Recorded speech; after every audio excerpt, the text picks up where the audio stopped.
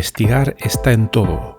Soy Horacio Pérez y esto es Investigando la Investigación, un espacio para explorar la investigación sin límites ni fronteras más allá de áreas o etiquetas, porque nunca sabemos dónde puede llevarnos una idea.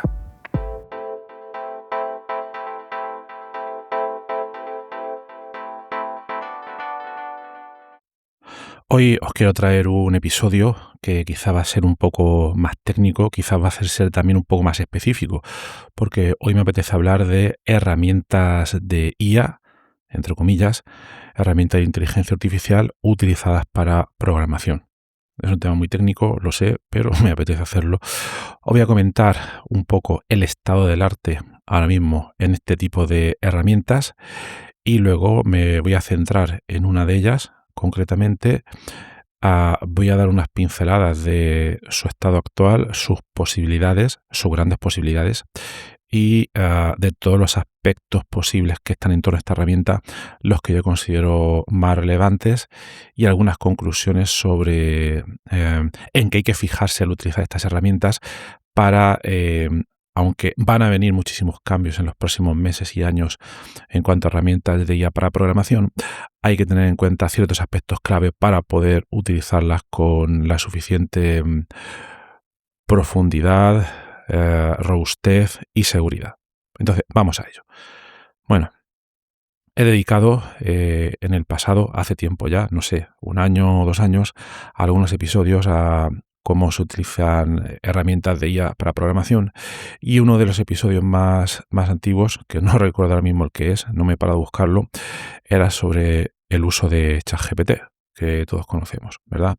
Los que estéis un poco en programación, ya seguro que lo habéis intentado ya o lo habéis hecho en el pasado con las primeras versiones que surgen de ChatGPT u otros LLMs del mismo tipo, a decirle, mira, hazme un código que calcule esto, un código que calcule lo otro, etcétera, etcétera. Entonces, normalmente en pantalla te generaba un código que tú luego cogías y te llevabas a un editor de programación visual, un IDE o como lo quieras llamar, y ahí pues o lo compilabas o lo ejecutabas, etcétera, etcétera. Entonces, si te funcionaba bien a la primera, perfecto, enhorabuena, y si no, pues reportabas los errores, hacías una captura de pantalla de los errores obtenidos o simplemente hacías un copia-pega y eso te lo llevabas a ChatGPT otra vez y le decías, mira, he obtenido estos errores, por favor ayúdame a corregir el código, etcétera, etcétera. O quizás incluso no es que se obtuviera ningún error, pero la salida del código no era como tú esperabas y entonces era el mismo proceso. En cualquier caso, este era un proceso iterativo donde ibas dando varios ciclos de sugiero esto, me salen los cambios en el código, me llevo el código en otro sitio, lo compilo, lo ejecuto, etcétera, y así hasta obtener el resultado deseado. Muy probablemente muchos conocéis este modo de trabajo, pero en los últimos meses el modo de proceder del uso de herramientas IA está cambiando muchísimo y hay muchísimas herramientas que a la fecha de hoy es 1 de febrero de 2026, están suponiendo un cambio de paradigma en cuanto a la manera de programar. Hay muchísimas, voy a mencionar brevemente algunas. Está Copilot, que no lo he utilizado nunca. Está Claude Code, o como se llame, Windsurf y Antigravity de Google, y hay muchísimas otras. Pero en la que me voy a centrar yo hoy va a ser en una herramienta llamada Cursor. Podéis ir a su web, cursor.sh, y a día de hoy, que dentro de 2 meses esto puede cambiar y probablemente cambie, ¿vale? Pero a día de hoy a mí es la que me parece más completa de todas, ¿vale? Entonces, antes de centrarme en la herramienta en sí, voy a tratar de reflejar qué es lo que tienen en común todas estas nuevas herramientas para programación. Todas funcionan del siguiente modo. Estas herramientas incorporan un modo de programación que se podría denominar como programación basada en agentes. ¿Qué es un agente? Bueno, dentro de poco tendremos un episodio en el podcast donde trataremos en detalle este tema. tendremos un entrevistado que sabe bastante, pero podríamos resumir en pocas palabras que un agente es un elemento en nuestro, digamos, sistema operativo que es totalmente libre de interactuar en un entorno determinado, se le dan ciertas órdenes y es libre de, digamos, decidir cómo va a ejecutar esa tarea. Lo de decidir puede tener tintes filosóficos o no, pero de momento vamos a dejarlo así, ¿vale? Podríamos resumirlo un poco más drásticamente en que es un pequeño programa, perdón, que hace ciertas tareas aprovechándose de cierta información que tiene sobre el contexto que estamos trabajando, cierta libertad que tiene para ejecutar cosas en el entorno en el que se mueve y también porque tiene acceso a ciertas herramientas que puede aprovechar o que puede incluso ejecutar para hacer la tarea. Entonces este es un poco el cambio paradigmático y donde ya nos diferenciamos de ese modo de programa ya un poco más antiguo con ChatGPT. ¿Cómo se ilustra todo esto? Pues veréis. En ChatGPT nosotros teníamos que darle instrucciones precisas para saber cómo queríamos el código, etcétera, etcétera. En la programación basada en agentes, como digo, hay muchísimas herramientas, pero el modus operandi es que nosotros damos, igual que con ChatGPT, una serie de instrucciones sobre el código que queremos y luego la herramienta en sí decide cómo ejecutar o cómo orquestar, nunca mejor dicho, el cómo va a implementar esa tarea que le hemos pedido. ¿Por qué me refiero al tema de orquestar? Porque las últimas herramientas lo que hacen es que primero analizan la petición. Imagínate que les pides un programa o un código que haga, voy a ser un poco abstracto, las tareas 1, 2 y 3, donde la tarea 1 y que esas tareas además son independientes.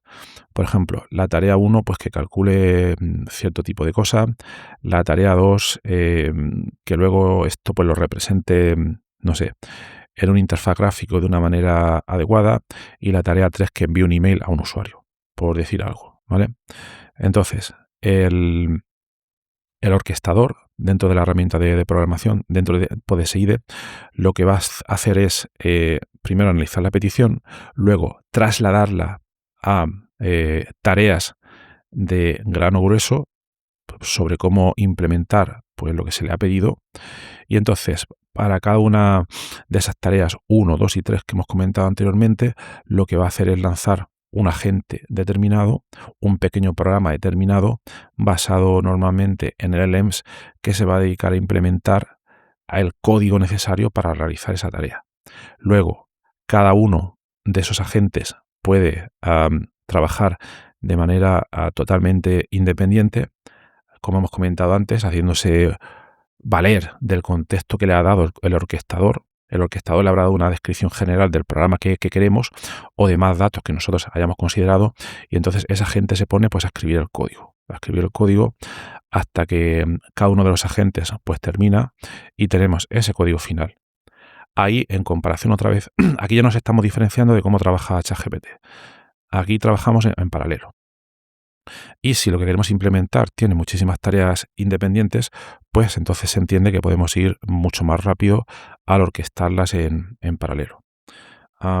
Luego, por otra parte, en diferencia con ChatGPT, la propia herramienta de programación se puede ocupar incluso de correr nuestro código. Una vez se ha generado el código perteneciente a las 3 tareas, lo puede ejecutar, mostrarnos el resultado en pantalla y a partir de ahí ya nosotros decidir si estamos contentos o no con la solución que nos ha dado o si necesitamos modificaciones, etcétera, etcétera.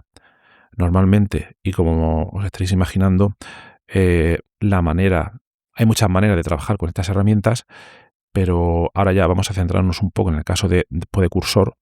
Cursor es una herramienta gráfica, tiene su interfaz gráfico, aunque también tiene una versión en línea de comandos, pero eso podemos dejarlo para otro día. Y la manera de operar con ella es que es básicamente un fork de Visual Studio Code y lo que hacemos es que tenemos una ventana donde podemos poner prompts y pedirle cosas para que las implemente. En un panel izquierdo se van acumulando todos los ficheros que va generando, tanto de código como de inputs que le pasemos, como de resultados que vaya volcando. y entonces podemos ir revisando el código de una manera relativamente fácil.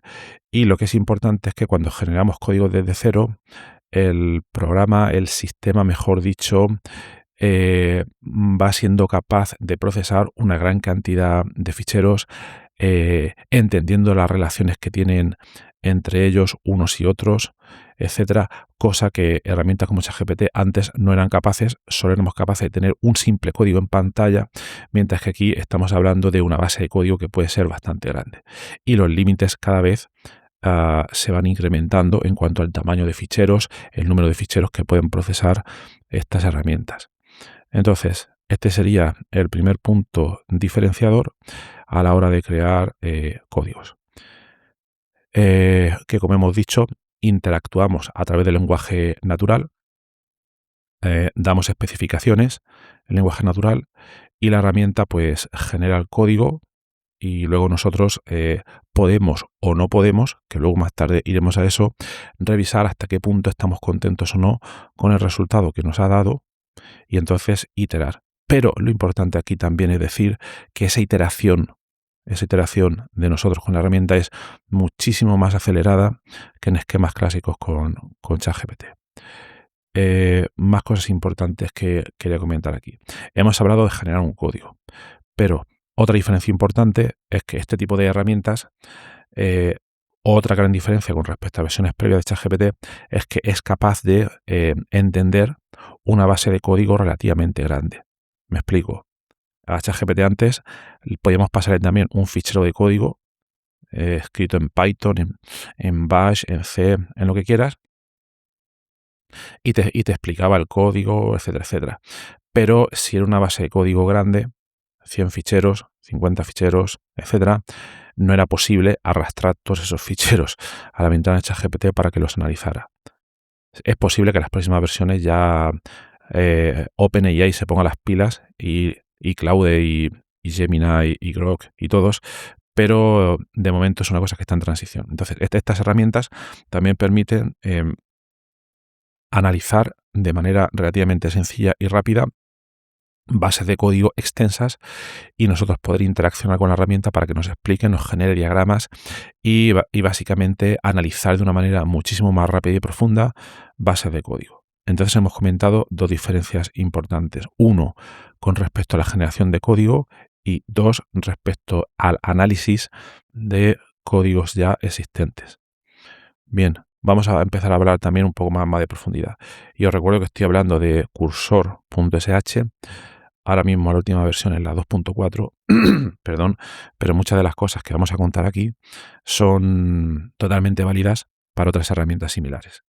Bueno, vamos a seguir hablando de las diferencias. Ahora vamos a entrar en cómo es un flujo de trabajo normal con esta herramienta y donde ya nos diferenciamos mucho más respecto a ChatGPT. Bien, a la hora de trabajar con Cursor tenemos cuando hablamos mediante lenguaje natural a través de esa ventana, tenemos de momento 3 o 4 métodos de interacción con la herramienta distintos. Y es muy importante conocerlos todos. Bien, el primer modo es el modo pregunta. Es decir, tú abres la herramienta y tienes un sitio donde haces clics y seleccionas un modo de trabajo determinado. Modo pregunta. ¿Para qué vale el modo pregunta? Bueno, pues el modo pregunta básicamente es un tipo de interacción donde le podemos preguntar pues lo que queramos. Es básicamente como un ChatGPT, ¿vale? Y nos vuelca en pantalla una respuesta con información, etcétera. Pero no implementa nada. El modo pregunta es simplemente para recibir información, ¿vale?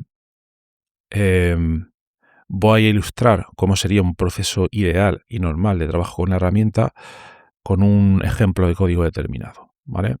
Veréis, vamos a suponer que queremos generar un programa que lo que hace es una multiplicación de matrices, por decir algo, ¿vale? Entonces aquí en el modo pregunta le diríamos, mira, me interesaría generar un programa que multiplica matrices y que funciona del siguiente modo. Y ya le decimos si queremos que sea una aplicación en línea de comandos o una aplicación gráfica, sistema operativo, el lenguaje que queremos utilizar, etcétera, etcétera. Pero aquí solo vamos a tener respuestas. Entonces, aquí le podemos decir nuestra propuesta de cómo queremos, de lo que queremos y cómo queremos que se implemente ese código, y le podemos pedir la opinión sobre lo que le planteamos y si considera añadir más cosas o menos cosas. Entonces puede pasar que nos diga, por ejemplo, bueno, pues la idea que comentas me parece buena, normalmente siempre empieza así, pero te recomiendo que le añadas esto, por ejemplo, que le añadas un indicador de progreso durante la ejecución, o que le añadas trazas de depuración, no sé. Pueden ser por muchísimas cosas. Y entonces podemos estar de acuerdo o no. ¿Vale? Pero aquí es simplemente modo de interacción para obtener información. El siguiente modo, una vez estemos de acuerdo a nivel muy general de las ideas que queremos implementar en el programa, pasamos al siguiente modo, que se llama modo plan. Modo plan. Entonces le clicamos al botón, cambiamos del modo pregunta al modo plan y entonces le decimos, vale, estamos de acuerdo ahora mismo. Entonces te pido por favor que me generes un plan de implementación a paso y lo más detallado posible. Entonces lo que hace es traducir las ideas generales que habíamos acordado previamente a un plan, a una especie de contrato de trabajo con objetivos, tareas, etcétera, una especie de pseudocódigo estructurado que contiene la arquitectura del proyecto que nos va a implementar. Lo genera, normalmente suele ser un fichero de texto en formato Markdown, y podemos mirar cómo ha pensado la IA, entre comillas, que lo quiere implementar. Entonces aquí paramos y lo que hacemos es revisarlo, porque puede que haya metido cosas que son incorrectas, puede que falten cosas, etcétera, etcétera. Y es tan fácil como modificar el fichero. Modificamos el fichero, quizás tenemos que quitar algunas tareas que no vemos necesarias, quizás tenemos que modificar otras porque son incorrectas. En definitiva, lo cambiamos y mediante lenguaje pues natural, hasta que estamos de acuerdo con ello, ¿vale? Y bueno, muy importante, nunca aceptar el plan que nos sugiera la primera, porque siempre van a haber errores por aquí y sorpresas por allá, ¿de acuerdo? Nunca aceptarlo a la primera y estar seguro, porque si vamos un poco a las bravas, al final se van a generar muchos errores y nos va a costar mucho más el depurar esos errores que si ahora nos paramos un poco tranquilamente y pensamos en si el plan tiene sentido o no tiene sentido, o si faltan cosas o no faltan cosas. Bien, aquí algunas recomendaciones adicionales serían añadir nosotros explícitamente restricciones. Es decir, van a haber a veces algunas cosas que no están puestas en el plan que nos ha generado y que nosotros sabemos que no tiene que hacer, pero que si no se lo decimos de manera explícita, pues puede haber problemas. Entonces, normalmente se suele añadir un bloque adicional en el plan como, digamos, restricciones o prohibiciones, donde se le dice cosas que no debe hacer. Por ejemplo, no debes borrar ningún fichero que se encuentre fuera del directorio del usuario, por decirte alguna cosa. O no debes generar un código de más de 10.000 líneas, no sé, cosas que se te ocurran, ¿vale? Que dentro del lenguaje de programación que tú utilices y de tu contexto puedan tener sentido y que se utilicen de manera bastante extensa. Bien, pues por no extenderme mucho, vamos a suponer que ya tenemos ese plan de trabajo, ese contrato con la herramienta, ya lo tenemos generado y estamos de acuerdo con él. Bien, entonces ahora pasaríamos al siguiente modo de trabajo con la herramienta. Pero antes de eso, yo lo que os recomendaría es guardarlo todo. Me explico. Ahora conectaría Cursor con vuestro sistema de versionado de código. Aquí no me voy a parar a explicarlo porque daría para un podcast demasiado largo, pero normalmente te puedes abrir una cuenta gratis en GitHub o similar, y entonces ahí crear un repositorio para este proyecto y enlazar la herramienta con ese repositorio, y le puedes decir que automáticamente te vaya subiendo los cambios, aunque yo te recomendaría que lo vayas haciendo tú. No me voy a extender aquí, ya te digo, pero básicamente para los que no controléis este tipo de herramientas, sería asegurarnos de que cada ciertos pasos, cada vez que vamos implementando más cosas y más cosas, en cada uno de los pasos de la evolución del código nosotros vayamos guardando en un sistema de versiones todos los cambios que vamos haciendo. Porque puede pasar que, por ejemplo, versión número 3, versión número 4. La versión número 4 funciona perfectamente, pero luego cuando estamos en la versión número 9, que hemos añadido muchísimas cosas, todo se lía y ya no es posible depurar el error. Y entonces, gracias a que hemos versionado, quizás lo más práctico fuera volver a la versión 4 y a partir de ahí tomar otro camino distinto y proseguir. Pero claro, si no hemos guardado las versiones anteriores, no vamos a poder hacerlo. Entonces, ese sería el tema.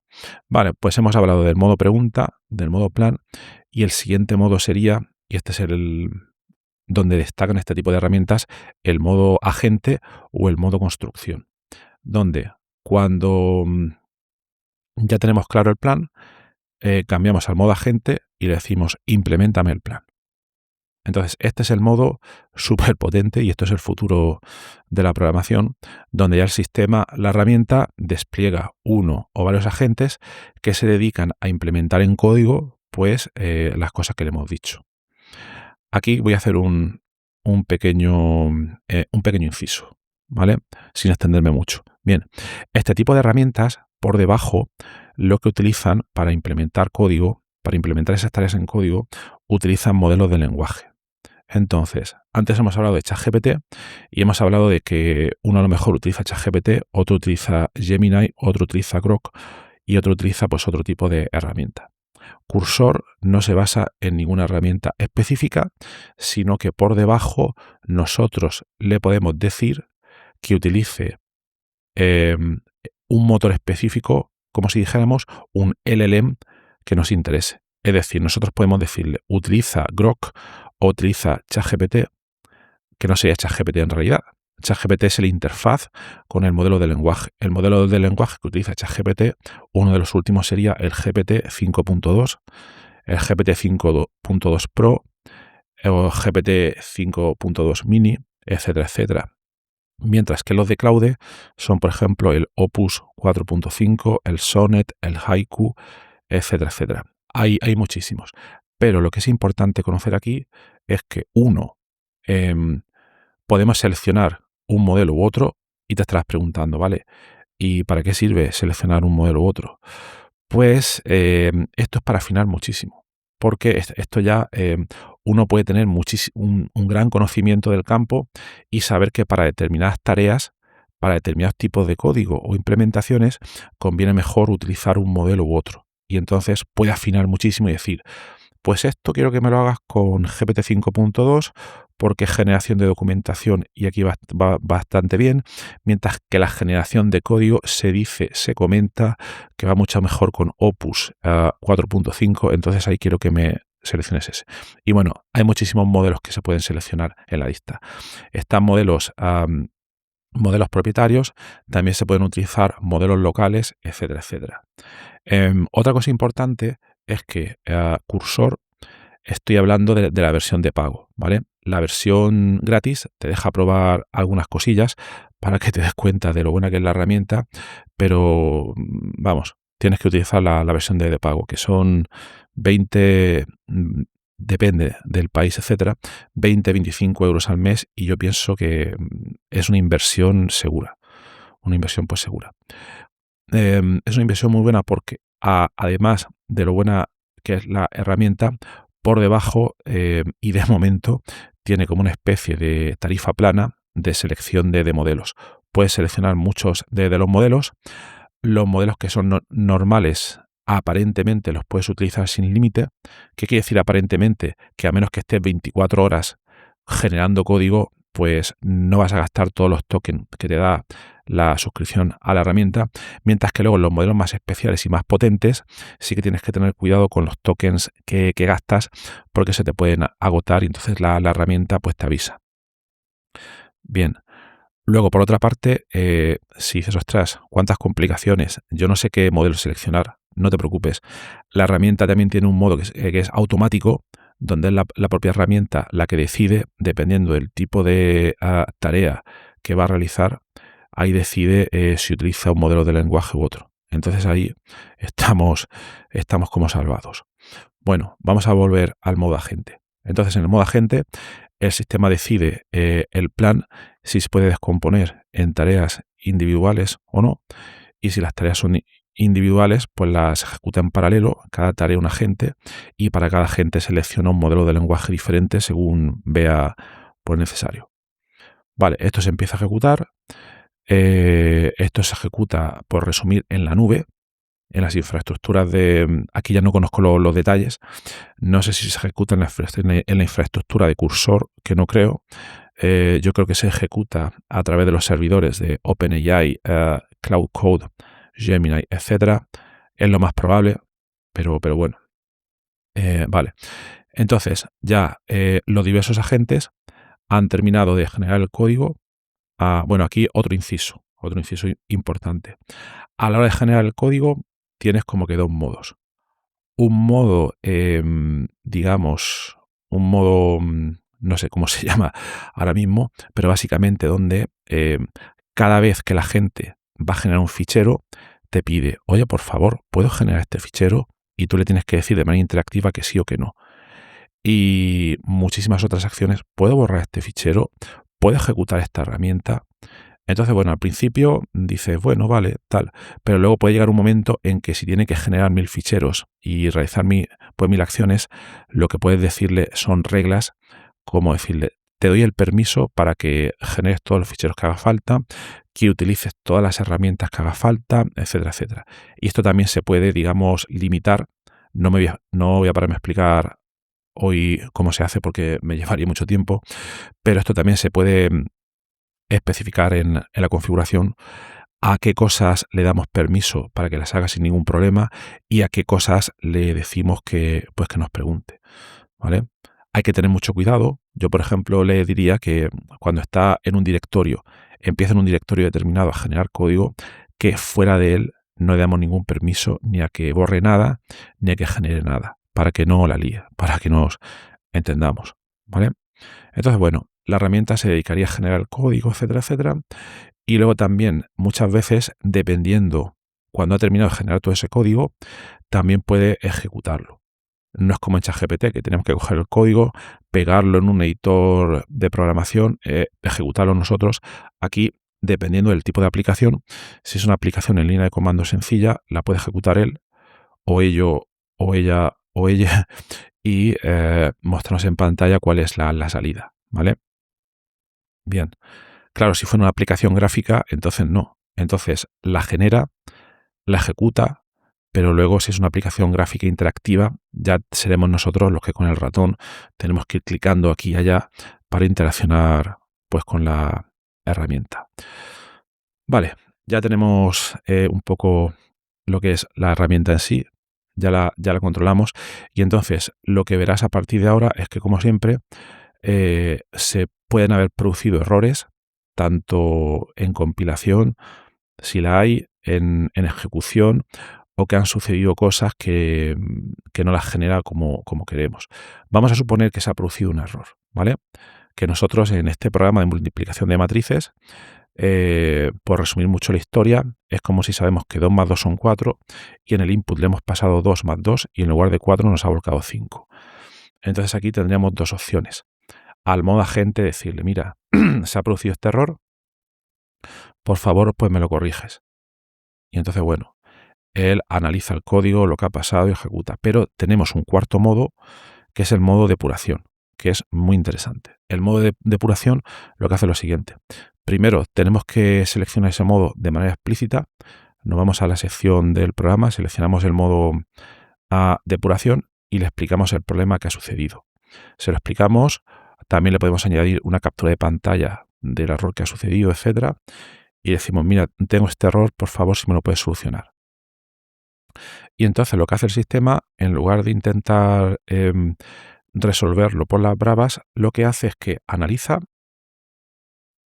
y genera diversas hipótesis iniciales. Es un método muy, muy científico y muy interesante. Diversas hipótesis iniciales por las que se puede haber generado ese error. Vamos a suponer que genera 4 hipótesis. Y dice, hipótesis número 1. El error se produce porque el cálculo no se realiza bien o no está bien implementado. Hipótesis número 2. Se realiza porque no se leen bien los ficheros de entrada. Hipótesis número 3. Porque se calcula bien el resultado, pero no se vuelca bien en un fichero, etcétera. Lo que os queréis imaginar. Y entonces lo que hace es que al código que ya teníamos le añade trazas de depuración y va comprobando cada una de las hipótesis si tiene sentido o no tiene sentido. ¿Vale? Si es un código muy sencillo como este, es muy probable que enseguida diga, mira, de las 4 hipótesis que hemos planteado, resulta que la hipótesis correcta es la hipótesis número 2 y que el error se debía a que el cálculo no se estaba realizando bien, ya lo he solucionado y ya funciona bien. Perfecto, maravilloso. Y este modo es un gran avance respecto a otros sistemas que de manera opaca intentaban resolver el error a las bravas. Esto está muy bien porque a nosotros también nos puede dar una pista de por dónde van los tiros y también nosotros, pues a lo mejor las hipótesis que tiene son interesantes, pero falla al comprobarlas, pero a nosotros también nos puede dar pistas de otras posibles hipótesis que el programa o el sistema no está teniendo en cuenta. Y esas hipótesis también se las podemos pasar mediante lenguaje natural. Podemos decirle, oye, ¿y por qué no pruebas a ver si es que, yo qué sé, se está confundiendo el programa porque no está declarando una variable u otra? Entonces, muy interesante. Para aplicaciones mucho más complejas ya se complica mucho la cosa porque cuando por las bravas le pasamos el error, el número de hipótesis que podría generar y testear ya son muchísimas. Entonces, para un programa mucho más complejo, lo que conviene es que nosotros sepamos de lo que va el tema y que le digamos más o menos cuál pueden ser algunas de las hipótesis plausibles a testear.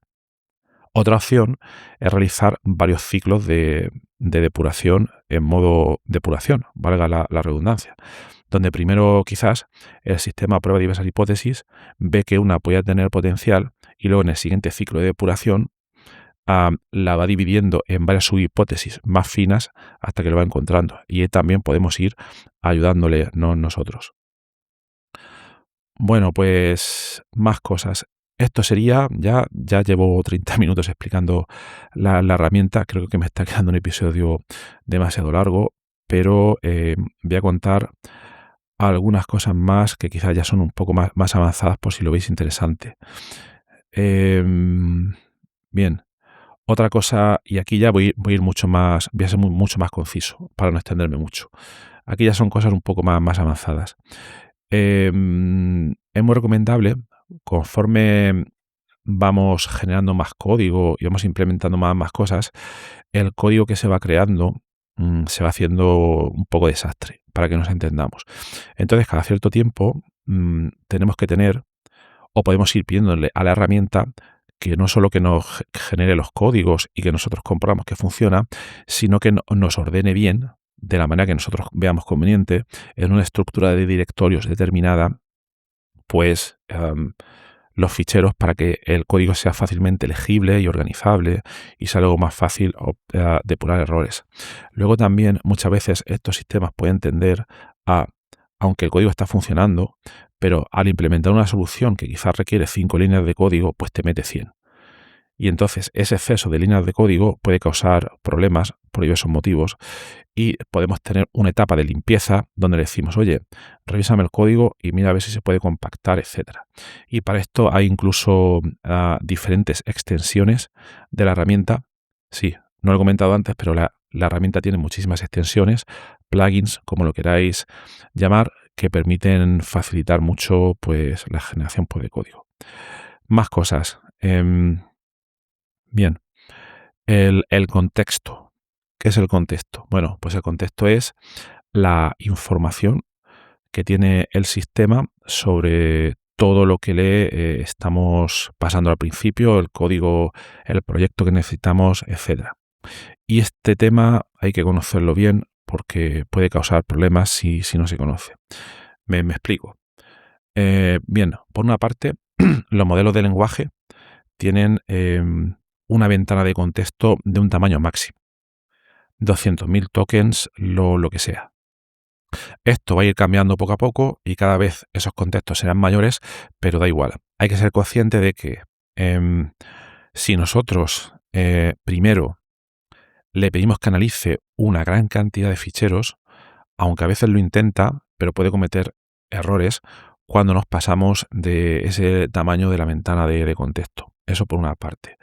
Punto número 2, conforme cuando iniciamos una sesión de chat al principio con la herramienta y vamos interaccionando con la herramienta y la sesión de chat se va alargando en el tiempo, esto implica que se va consumiendo contexto o podríamos decir memoria de la herramienta y entonces su rendimiento se va degradando.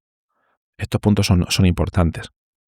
Y entonces, para mitigar los posibles errores que aquí se pudieran producir, hay diversas cosas que se pueden hacer y que voy a nombrar muy, muy de pasada.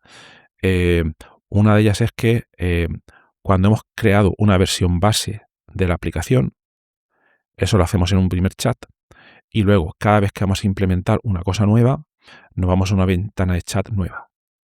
¿Vale? No intentar hacerlo todo en la misma ventana de chat desde el principio hasta el final, porque se puede degradar la memoria. Luego, hay otro tema un poco más complicado de explicar, y es que la herramienta puede, por resumir un poco la historia, puede volcar su memoria en diversos ficheros. Que solo consulta, si lo hacemos bien, cuando necesita esa memoria. ¿Vale? La externaliza en ficheros de texto. Hay diversos ficheros relevantes, por ejemplo, uno que se llama Cursor Rules, hay otro que se llama AgentsMD, PlanMD. Entonces, aquí no me voy a parar mucho, pero básicamente el fichero del plan, el plan inicial de desarrollo que lo hemos comentado al principio, eso lo va a guardar en un fichero que va a leer de manera frecuente para saber que no se está perdiendo.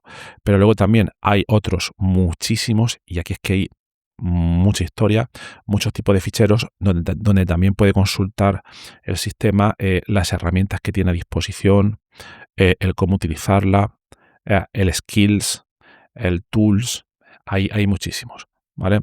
Pero lo conveniente, y esto quizás lo podemos dejar para otro episodio de podcast, es saber que estos ficheros existen y que, por una parte, permiten minimizar los errores asociados a la memoria y, punto número 2, cuando están especificados de manera correcta, permiten que el sistema funcione de manera mucho más precisa a la hora, pues, de generar el código, ¿vale?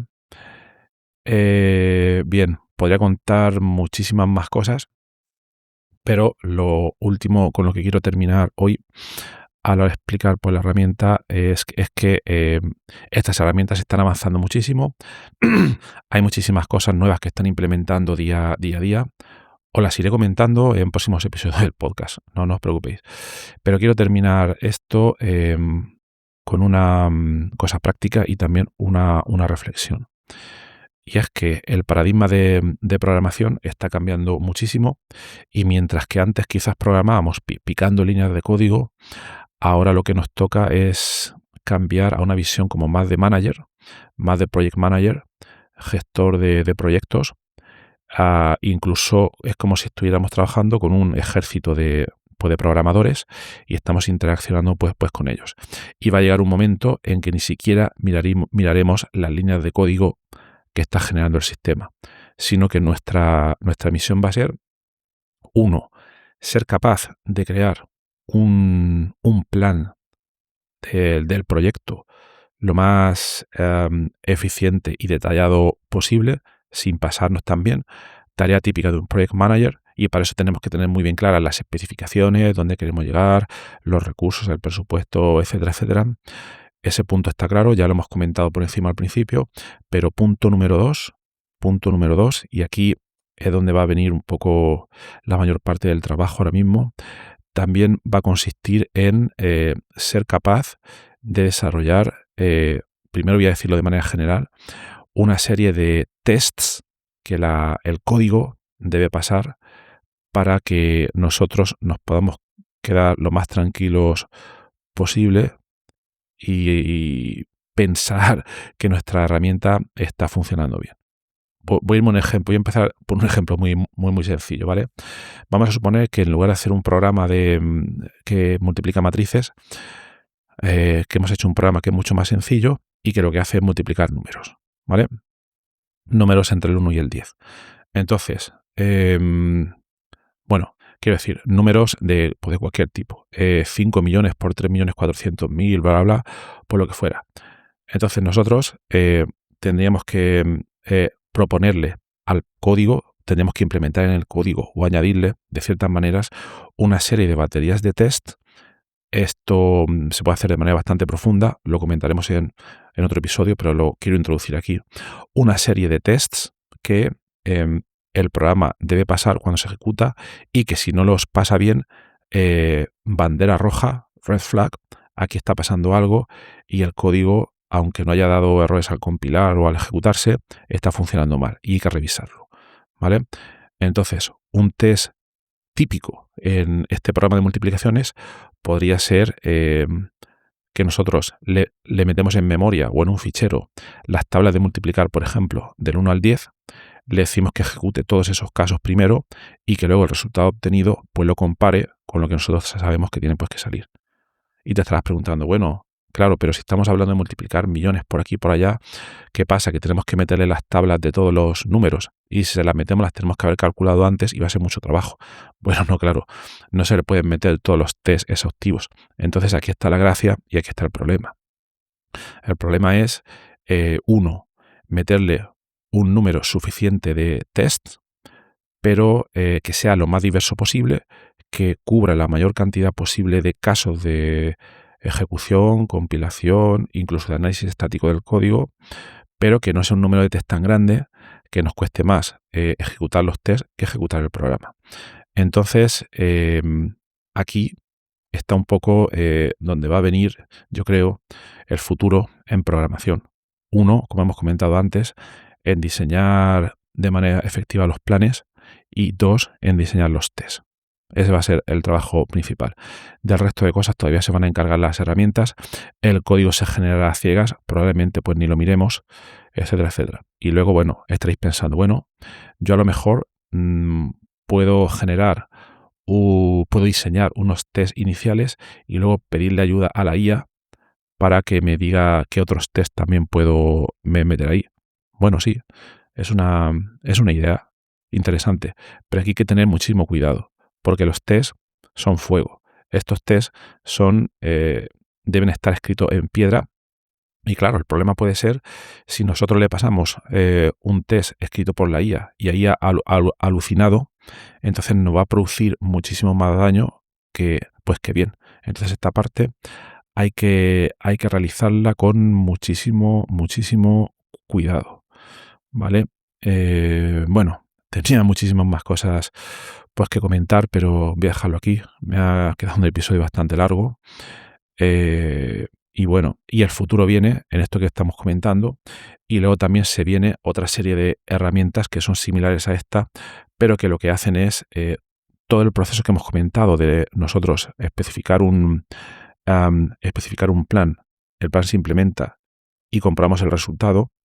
Lo que está empezando a hacer también es que hay un bucle por encima que trabaja de manera continua y va implementando, ejecutando, comprobando de manera totalmente independiente y va leyendo una serie de especificaciones y se ejecuta de manera muy intensa hasta que va comprobando si el sistema y lo hace de manera totalmente independiente.